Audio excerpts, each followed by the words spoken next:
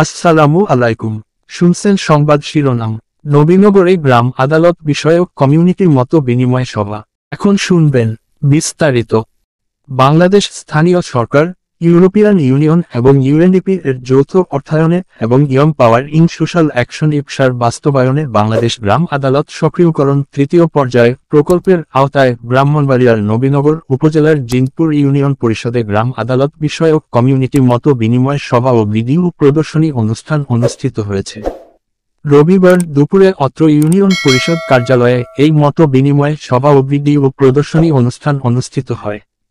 এ সময় গ্রাম আদালত বিষয়ক কমিউনিটির মত বিনিময় সভা ও ভিডিও প্রদর্শনী অনুষ্ঠানের জিনপুর ইউনিয়ন পরিষদের চেয়ারম্যান রবিউল আওয়াল রবির সভাপতিত্বে ও Young Power in Social Action IPSA Bangladesh গ্রাম আদালত সক্রিয়করণ তৃতীয় পর্যায়ে প্রকল্পের উপজেলা সমন্বয়কারী ওবায়দুল হক সৌরভের সঞ্চালনায় এ সময় অত্র ইউনিয়ন পরিষদের প্রশাসনিক কর্মকর্তা মোহাম্মদ আলমগীর হোসেন, প্যানেল চেয়ারম্যান আবু হানিফ সহ অত্র ইউনিয়ন পরিষদের সকল ওয়ার্ডের ইউপি সদস্য, মহিলা ইউপি সদস্য, সুশীল সমাজের নেতৃবৃন্দ, স্থানীয় গণ্যমান্য ব্যক্তি ও গ্রাম পুলিশের সদস্যরা উপস্থিত ছিলেন।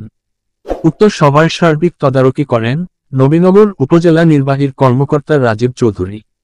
উপস্থিত বক্তারা বলেন, গ্রামাঞ্চলের ছোট ছোট দেওয়ানি ও ফৌজদারি মামলা নিষ্পত্তির জন্য ইউনিয়ন পরিষদের আওতায় যে আদালত গঠিত হয় সে আদালত হল গ্রাম আদালত। গ্রাম আদালত গ্রামাঞ্চলের সুবিধা বঞ্চিত অনগ্রসর জনগোষ্ঠীর সুবিচার পাওয়ার সুযোগ সৃষ্টি করে দেয়। গ্রাম আদালতের এখতিয়ার সম্পূর্ণ মামলা অন্য কোন আদালত গ্রহণ করতে পারে না। গ্রাম আদালতে মামলা করলে কোন আইনজীবীর প্রয়োজন হয় না, যার কারণে মামলা দীর্ঘস্থায়ী হওয়ার কোন সুযোগ নেই। স্থানীয় ইউপির সদস্য এবং গণ্যমান্য বিচারকের উপস্থিতিতে এই আদালত বসে। এই আদালতের বিচারক সংখ্যা হল 5 জন। স্থানীয় ইউপির সদস্য এবং গণ্যমান্য ব্যক্তিবর্গের উপস্থিতিতেই এই বিচার অনুষ্ঠিত হয় বলে এখানে মিথ্যা সাক্ষী দেওয়ার কোন সুযোগ থাকে না।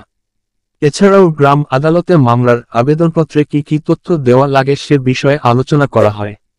মতবিনিময় সভার পূর্বে গভীর শ্রদ্ধার সাথে জুলাই-আগস্টের বিবর্তনে শাহাদাত বরণকারী বাংলা মায়ের সেসব অকুতবয় সূর্য সন্তানদের স্মরণ করা হয়, যাদের রক্ত ভেজের লাশের উপর দাঁড়িয়ে লেখা হয়েছে গণতন্ত্র পুনরুদ্ধারের এক নতুন ইতিহাস।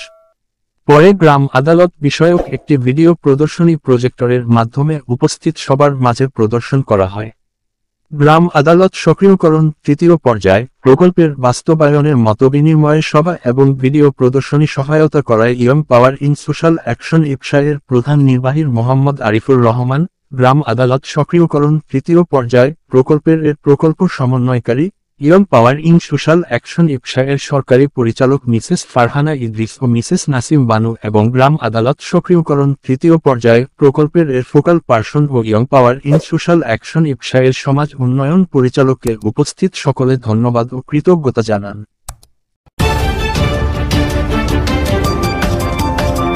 ব্রাহ্মণবাড়িয়া 24.news